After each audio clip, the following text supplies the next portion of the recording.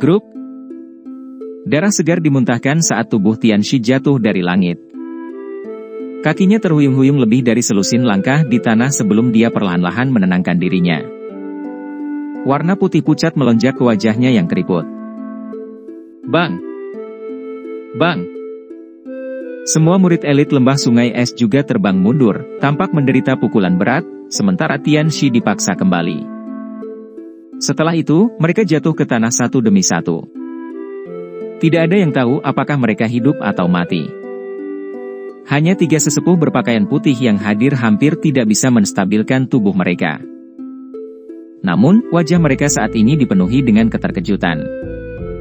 Tak satu pun dari mereka mengharapkan formasi besar, yang terbentuk dari semua kekuatan mereka, tidak akan dapat bertahan bahkan untuk satu pertukaran di tangan orang di depan mereka ini. Seorang elit Douzun memang bukan seseorang yang bisa mereka kalahkan hanya dengan mengandalkan angka. Kontrol kekuatan spasial orang ini telah mencapai tingkat yang luar biasa. Dia tidak tampak seperti seseorang yang baru saja maju ke kelas Douzun. Beberapa kejutan dengan cepat melonjak ke mata Tianxi saat dia menstabilkan tubuhnya. Dia dengan cepat memindai murid-murid lembah sungai es yang telah terguncang sampai mereka tidak sadarkan diri. Matanya berkedip. Lembah sungai es, saya telah salah menghitung masalah ini hari ini. Dengan orang yang melindungi wanita beracun yang menyedihkan ini, mustahil bagiku yang dulu untuk menangkap mereka sendirian. Saya hanya bisa kembali dan memberitahu kepala lembah tentang masalah ini. Tianxi memang orang tua yang licik. Setelah pertukaran ini, dia tahu misi ini tidak akan berkembang lebih jauh kali ini. Oleh karena itu, dia dengan tegas mengatupkan giginya dan udara dingin yang kuat berkumpul di telapak tangannya. Setelah itu, tinjunya menghantam ruang kosong di belakangnya. Ruang kosong ini segera menjadi terdistorsi ketika tinjunya dilemparkan ke sana. Terowongan spasial hitam gelap muncul di belakangnya. Ding Xiao, tinggalkan aku. Terowongan spasial hitam gelap baru saja muncul ketika tangan Tianxi meraih ke arah 3 sesepuh berpakaian putih. Sebuah kekuatan isap melonjak keluar dan menyedot ketiganya ke sisinya tanpa perlawanan. Tubuhnya bergerak dan memasuki terowongan spasial. Jangan biarkan dia kabur. Xiao Yan buru-buru berteriak saat terowongan hitam pekat muncul. Secara alami Xiao Yan tidak perlu membuka mulutnya untuk mengingatkan Tianhuo Zunze ketika sampai pada hal seperti ini. Tianhuo Zunze dengan cepat bereaksi terhadap situasi tersebut. Telapak tangannya mengarah ke terowongan spasial hitam dari kejauhan sebelum dia dengan kejam mengepalkannya. Riak tak terlihat menyebar dan orang bisa melihat terowongan spasial mulai runtuh dengan cepat. Ekspresi Tianxi tiba-tiba berubah saat terowongan spasial runtuh. Kilatan dingin segera berkedip di matanya.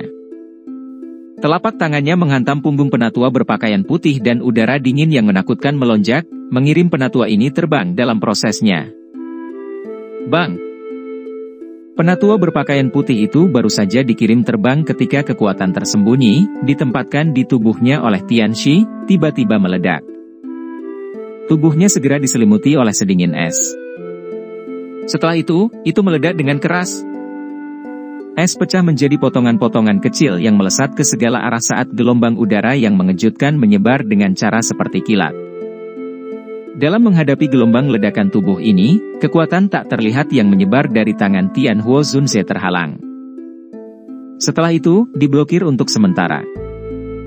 Alis Tianhuo Zunze merajut saat tubuh sesepuh berpakaian putih itu meledak. Orang tua ini benar-benar kejam. Dia dengan tegas menyerang teman-temannya di sampingnya. Dengan gelombang lengan Tianhuo Zunze, riak spasial menyebar lagi dan menahan gelombang udara yang tercipta dari ledakan tubuh penatua berpakaian putih. Setelah itu, dengan cepat menyebar ke arah Tianxi. Ekspresi Tianxi berubah ketika dia melihat ledakan seorang ahli Douzong tidak banyak berpengaruh. Segera, kilatan tajam dengan cepat melintas di matanya. Dua sesepuh berpakaian putih lainnya merasakan hawa dingin di hati mereka ketika mereka melihat kilatan tajam di mata Tianxi. Keduanya bertindak dalam persatuan tanpa persetujuan sebelumnya saat mereka mencoba menggerakkan tubuh mereka dan melarikan diri. Namun, pikiran ini baru saja muncul ketika Tianxi tersenyum dingin. Telapak tangannya tercetak di punggung kedua orang ini dengan kecepatan seperti kilat. Kekuatan liar dan ganas ditembakkan dari mereka. Bang! Bang! Kedua sesepuh tidak punya waktu untuk melakukan pertahanan apapun. Udara dingin yang menakutkan itu melonjak ke tubuh kedua sesepuh ini, dan douki yang beredar di tubuh mereka segera terhenti. Setelah itu, mereka mulai membengkak. Bang! Bang! Dua suara keras lainnya muncul.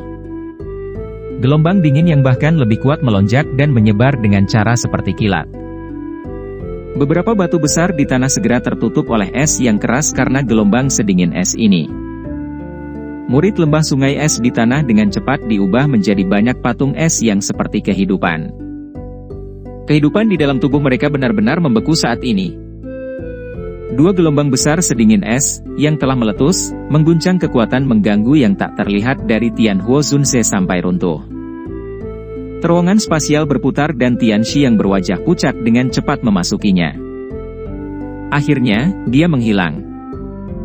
Ini dunia kecil dan kita akan bertemu lagi. Masalah hari ini pasti belum berakhir. Kalian semua harus menunggu untuk dibunuh oleh lembah sungai es milikku. Saat sosok Tianxi menghilang, suara yang ganas dan padat perlahan-lahan dikirim dari tempat terowongan spasial menghilang. Setelah itu bergema di pintu masuk lembah ini. Tianhuo Zunze sedikit mengernyitkan dahinya saat melihat Tianxi berhasil kabur. Dia tidak menyangka orang ini dapat berpisah dan melarikan diri meskipun tidak mencapai kelas Douzun. Selain itu, dia juga meremehkan sikap tidak berperasaan orang itu. Dia rela mengorbankan 3 tetua Douzong untuk melarikan diri. Dia melarikan diri? Alis dokter peri kecil vertikal saat dia berseru dengan lembut. Xiao Yan dengan lembut mengangguk. Dia merasa sedikit menyesal. Akhirnya, dia melihat ke arah Tianhuo Zunze di udara dan berkata, Tuan Tua Yao baru saja mendapatkan tubuh. Meskipun kekuatan spiritual Anda telah sangat diperkuat dalam sekejap, douki di dalam tubuh fisik Anda tidak dapat sepenuhnya pulih dalam waktu singkat ini. Anda sepenuhnya mengandalkan kekuatan spiritual Anda dalam pertarungan sebelumnya. Jika tidak, kemungkinan besar Tianxi tidak akan melarikan diri. Tianhuo Zunze di udara bergerak dan muncul di samping Xiao Yan. Dia tanpa daya menggelengkan kepalanya pada Xiao Yan saat dia berkata, aku bisa saja menghancurkan terowongan spasial. Namun, orang tua itu benar-benar terlalu kejam. Dia melempar 3 ahli Douzong seperti bom. Xiao Yan tersenyum dan mengangguk. Dia berkata, tidak apa-apa selama kita bisa menakuti orang-orang tua itu. Kami saat ini tidak dapat bertarung langsung melawan lembah sungai es. Kita perlu menemukan tempat yang lebih rahasia dan membantu menyelesaikan masalah tubuh racun yang menyedihkan dari dokter peri kecil. Begitu dia mampu sepenuhnya mengendalikan tubuh racun yang menyedihkan, lembah sungai es harus benar-benar berpikir 2 kali bahkan jika mereka ingin menyentuh kita. 2 Douzun dapat dianggap sebagai kekuatan yang sangat kuat bahkan di wilayah dataran tengah. Tianhuo Zunze sedikit mengangguk. Meskipun dia saat ini memiliki tubuh, dia belum benar-benar memiliki kekuatan Douzun. Dia harus menunggu sampai dia membiasakan diri dengan tubuh ini agar bisa disebut Douzun sejati. Kami akan membiarkanmu memutuskan kemana kita harus pergi. Anda dapat dianggap telah memberi saya yang lama kesempatan kedua untuk hidup. Aku yang dulu akan membalas budi ini. Tianhuo Zunze membelai janggutnya saat dia berbicara sambil tersenyum kepada Xiao Yan. Xiao Yan tersenyum. Dia merenung sejenak sebelum menjawab, karena Tianxi telah melarikan diri, sepertinya lembah sungai es akan segera mengetahui tentang kita. Oleh karena itu, kemungkinan besar kita tidak bisa lagi tinggal di sini. Selain itu, lembah dewa yang jatuh bukanlah tempat yang cocok jika kita ingin membantu dokter peri kecil menyelesaikan masalah tubuh racun yang menyedihkan. Uap racun di tempat ini terlalu padat. Jika tubuh racun yang menyedihkan membalas, kita akan berakhir dengan masalah yang tidak dapat kita prediksi. Karenanya, kita harus menemukan tempat yang dipenuhi cahaya dan panas. Tempat semacam itu akan mampu menekan tubuh racun yang menyedihkan, dan itu akan meningkatkan peluang keberhasilan hingga 10%. dipenuhi dengan cahaya dan panas? Tian Huo Zunze dan dokter peri kecil merenungkan pilihannya. Tidak mudah menemukan tempat seperti itu di dalam daerah Pil. Aku tahu tempat yang dipenuhi dengan cahaya dan panas. Sebuah suara tiba-tiba terdengar sementara Xiao Yan dan dua orang lainnya tenggelam dalam pikirannya. Mereka bertiga mengikuti suara itu dan menoleh. Secara kebetulan, mereka melihat Xin Lan yang tersenyum berjalan keluar dari lembah. Di mana? Xiao Yan bersukacita saat mendengar kata-katanya, dan dia buru-buru bertanya. Kota Ye. Klan Maiye memiliki tempat unik yaitu altar kuno api matahari. Sinar matahari dari langit pada siang hari akan berkumpul di tempat itu. Ada lubang di altar kuno yang mencapai jauh di bawah tanah. Kadang-kadang, beberapa bibit api inti akan melayang keluar dari lubang. Ketika bibit inti api ini bersentuhan dengan sinar matahari, itu akan berubah menjadi semacam api. Klan Yesaya menyebutnya api matahari. Xin Lan dengan lembut menjelaskan. Jenis api matahari ini mungkin bukan api surgawi, tapi jauh lebih kuat dari api binatang biasa. Beberapa leluhur klan Yesaya sering meminjam api matahari semacam ini dan meningkatkan keberhasilan penyempurnaan pil mereka. Sayangnya, api matahari ini tidak bisa bertahan lama. Ini akan secara otomatis menyebar. Suara Xin Lan sedikit menyesal ketika dia berbicara sampai saat ini. Meski tak bertahan lama, api matahari masih cukup menggoda. Ada sejumlah faksi yang tidak diketahui yang mendambakan kota Ye ini. Mereka semua mengejar altar kuno api matahari. Api matahari? Xiao Yan menggumamkan nama ini di mulutnya. Dunia ini memang penuh dengan misteri. Formasi api matahari mirip dengan kelahiran api surgawi. Tidak heran itu disembunyikan sebagai harta karun oleh klan Ye. Berdasarkan apa yang Anda katakan, altar kuno api matahari harus menjadi tempat terlarang bagi klan Ye Anda. Mereka benar-benar akan meminjamkannya. Xiao Yan mengerutkan alisnya dan bertanya setelah merenungkan proposisi itu. Dia telah bertemu orang-orang dari klan Ye sebelumnya, dan dia tidak memiliki kesan yang baik tentang mereka. Xin Lan juga tampaknya menyadari bahwa Xiao Yan tidak memiliki kesan yang baik terhadap mereka. Dia tertawa pahit sebelum mengertakkan gigi peraknya dan berkata, mereka menyinggung kakak Xiao Yan terakhir kali karena mereka tidak mengetahui identitasmu. Jika Anda pergi ke sana lagi, Xin Lan menjamin bahwa mereka tidak akan menyinggung perasaan Anda. Klan Ye saat ini mengalami penurunan bertahap. Hanya kakeknya yang merupakan alkemis tingkat 7. Kekuatan semacam ini tidak cukup untuk memungkinkan klan Ye terus menjadi salah satu dari 5 klan besar. Jika mereka tidak mencari bantuan dari luar, kemungkinan besar mereka akan ditelan dan diambil alih oleh faksi lain. Selain itu, dari cara Xin Lan melihatnya, siapa yang lebih cocok untuk memberikan bantuan dari luar selain Xiao Yan? Dia sudah mencapai tingkat ke-7 di usia yang begitu muda. Prestasi seperti itu tidak kalah sedikit pun bahkan jika dibandingkan dengan yang disebut jenius yang terlihat sekali dalam 100 tahun dari klan Chao. Xiao Yan ragu sejenak setelah mendengar kata-kata Xin Lan. Dia kemudian dengan lembut mengangguk dan menjawab, mudah-mudahan akan seperti yang kamu katakan. Jika saya dapat menyelesaikan masalah tubuh racun yang menyedihkan dari dokter peri kecil, saya akan melakukan yang terbaik untuk membantu masalah klan Ye Anda. Sukacita muncul di wajah Xin Lan ketika dia mendengar ini. Dengan mengatakan ini, Xiao Yan jelas memberi klan Ye kesempatan lagi. Kakak Xiao Yan, Anda dapat yakin tentang masalah ini? Xin Lan dengan berat menganggukkan kepalanya. Dia sudah mengambil keputusan. Tidak peduli apa yang terjadi kali ini, dia pasti akan membuat orang-orang teliti dari klan benar-benar melihat Xiao Yan sebagai penyelamat klan Ye. Kalau begitu, mari kita melakukan perjalanan ke kota Ye. Yang terbaik adalah kita menyelesaikan masalah tubuh racun yang menyedihkan secepat mungkin. Jika tidak ada di antara Anda yang keberatan, kami akan keluar sekarang. Apa yang kamu katakan? Xiao Yan tidak dapat mengatakan apa-apa lagi setelah mendengar permohonan Xin Lan. Dia mengangguk dan membuat keputusan. Setelah itu, dia menoleh ke Tian Huo Zunze dan dokter peri kecil dan menanyakan pendapat mereka. Dokter peri kecil secara alami tidak keberatan dengan ini. Setelah berpikir keras, Tian Huo Zunse juga mengangguk. Dia berkata, setelah menjadi Do Uzun, saya sudah dapat terus-menerus menyerap energi alam dan mengubahnya menjadi Do Qi di tubuh saya.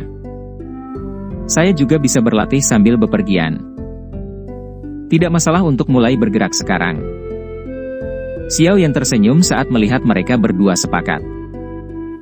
Dia segera berjalan keluar dari lembah dewa yang jatuh. Tian Huo Zunse dan yang lainnya dengan cepat mengikuti dari belakang. Setelah 2 hari bepergian, kelompok Xiao Yan secara bertahap mendekati pintu keluar aliran dewa yang jatuh. Lalu lintas manusia secara bertahap meningkat. Demi keamanan, kelompok Xiao Yan memakai Dou Peng untuk menyembunyikan penampilan mereka. Dari apa yang dikatakan Xinlan, lembah sungai es telah mengeluarkan perintah yang diinginkan untuk mereka semua. Meskipun mereka mungkin tidak takut, itu masih akan sedikit merepotkan jika mereka diekspos. Saat ini, Xiao Yan sedang berpikir untuk menyelesaikan masalah tubuh racun yang menyedihkan dari dokter peri kecil. Akan lebih baik jika masalah ini tidak muncul. Pintu masuk aliran dewa yang jatuh masih dipenuhi dengan lautan manusia. Itu tidak berkurang karena aliran waktu. Tampaknya masih ada banyak orang yang tertarik dengan hadiah setinggi langit yang ditawarkan lembah sungai es.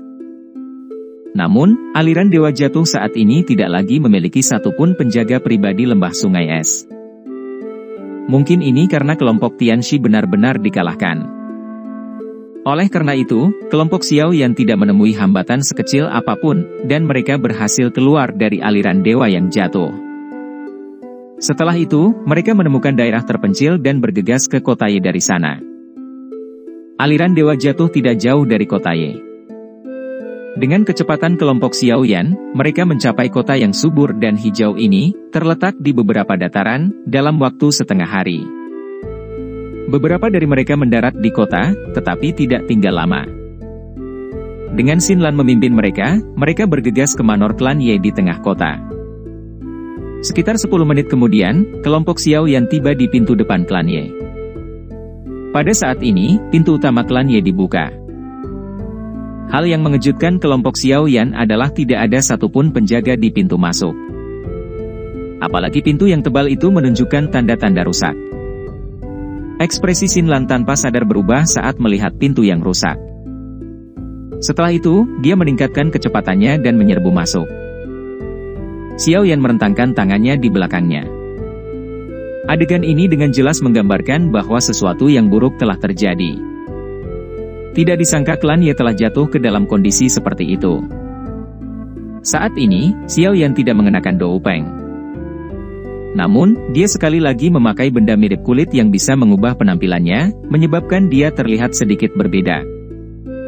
Xiao Yan memimpin dokter peri kecil dan Tian Huo Zunse saat mereka perlahan masuk ke klan Ye. Setelah itu, mereka mengikuti jalan batu kecil dan menuju ke pedalaman. Perjalanan ini berlanjut selama beberapa menit sebelum sebuah aula besar muncul di depan mereka bertiga. Beberapa tangisan marah secara samar-samar dikirimkan dari dalam. Memang, klan yang telah diwarisi dari generasi ke generasi telah menurun sampai sejauh itu. Sekarang, yang lain menerobos masuk ke rumah mereka dan bertindak sesuka mereka. Apakah leluhur klannya akan melompat keluar dari kuburan mereka jika mereka menyadari hal ini? Xiao Yan tanpa sadar menggelengkan kepalanya saat mendengar teriakan marah yang dipancarkan dari dalam aula. Dia merasa agak sedih untuk klan Ye ini. Klan besar yang dulunya sangat menonjol sebenarnya telah berubah menjadi keadaan seperti itu. Itu benar-benar memberi seseorang perasaan bahwa orang berubah.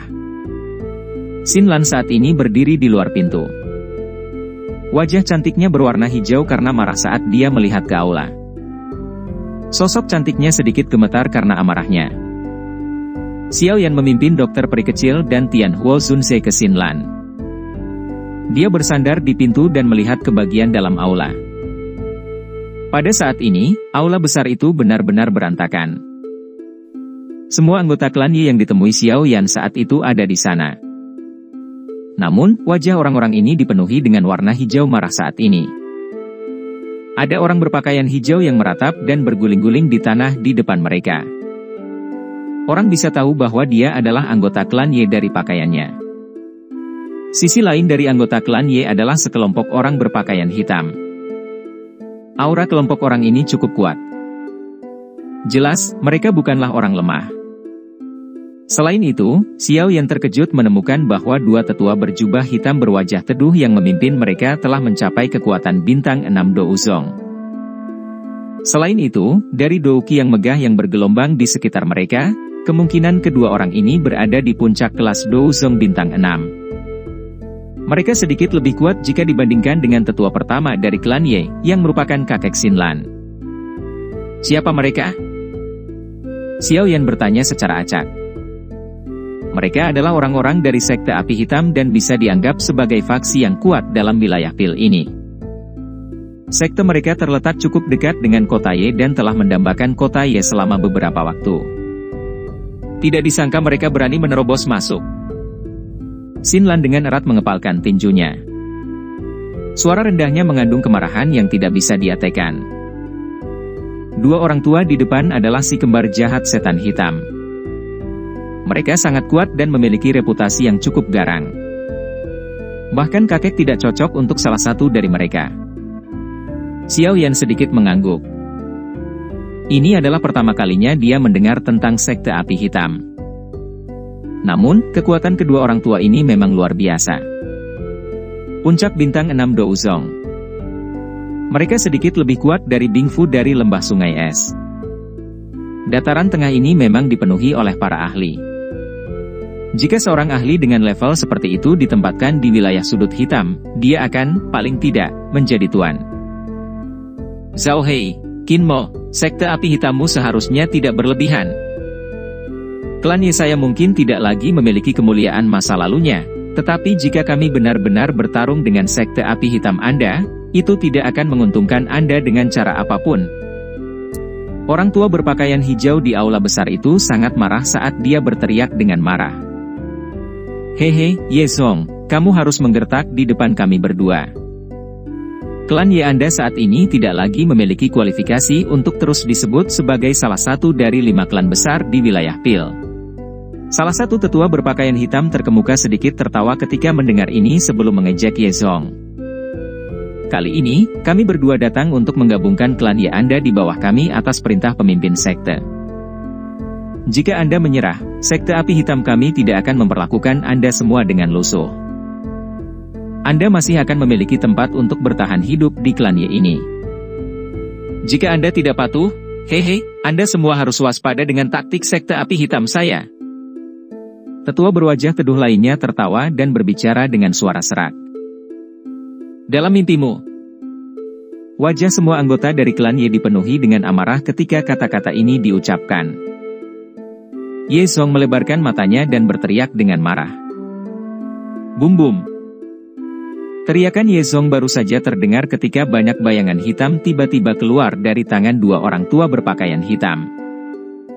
Setelah itu, mereka mendarat di aula besar sambil mengeluarkan suara, bum bum. Ekspresi semua orang langsung menjadi sangat hijau ketika mereka melihat ini karena bayangan hitam adalah peti mati hitam pekat. Terimalah peti mati ini jika Anda tidak ingin mematuhinya. Orang tua berpakaian hitam yang tampak teduh tersenyum padat ke arah Ye Zong. Aura dingin dan agung perlahan menyebar dari tubuhnya. Setelah itu, raungan terdengar di dalam aula besar ini, menyebabkan beberapa anggota klan Ye yang lebih lemah menjadi sedikit pucat. Xiao Yan terus berada di dekat pintu. Dia menyipitkan matanya dan menyaksikan pertunjukan yang diputar di aula. Sekte Api Hitam ini benar-benar tidak menunjukkan belas kasihan saat mereka bertindak. Dia menghitung jumlah peti mati dan menemukan bahwa ada satu lebih dari jumlah anggota klan Ye saat ini di aula. Peti mati ekstra itu mungkin disiapkan untuk Xinlan. Hanya saja orang-orang ini tidak menyadari bahwa Xinlan telah mengikuti di samping Xiao Yan selama beberapa hari ini. Xinlan di sampingnya dengan erat mengepalkan tangannya. Tubuh cantiknya bergetar karena amarahnya. Sesaat kemudian, ekspresinya tiba-tiba meredup. Dia tidak dapat melakukan apapun dengan kekuatannya saat ini. Kakak Xiao Yan, tolong bantu klan Ye, kan?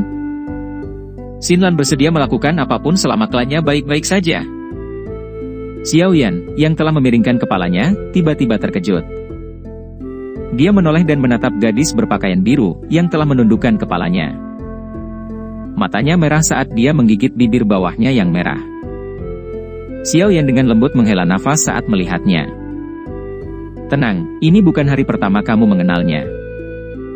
Apa kau tidak tahu seperti apa karakternya? Dokter peri kecil tanpa sadar menggelengkan kepalanya dengan rasa kasihan, dan dia dengan lembut menghibur dengan senyuman setelah melihat penampilan Xin Lan. Karena saya sudah memberikan kata-kata saya secara alami akan membantu Anda. Pada saat ini, Ye Zong di aula besar sangat terguncang oleh tindakan kejam sekte api hitam ini. Dia melihat peti mati itu dengan kilau dingin di matanya saat perasaan sunyi melonjak ke wajahnya. Apakah klan Ye yang pernah menonjol mencapai tahap seperti itu di tangannya? Serahkan kota Ye dan altar kuno api matahari dari klan Ye. Sekte api hitam saya tidak ingin melakukan sesuatu yang begitu kejam.